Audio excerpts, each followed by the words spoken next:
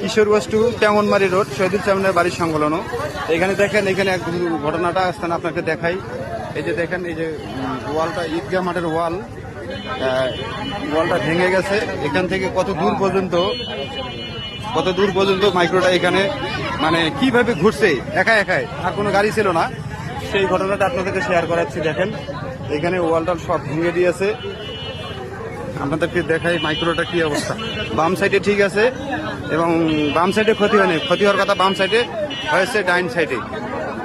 আপনাদেরকে দেখাই, এই যে দেখেন ডাইন সাইডে গাড়ির ক্ষতি হয়েছে, ডাইন সাইডে আপনাদেরকে দেখাই।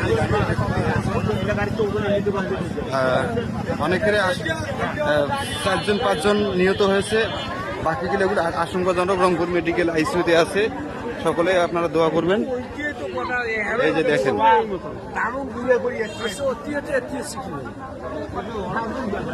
এই যে দেখেন এই গাড়িটা এই অবস্থা হয়েছে।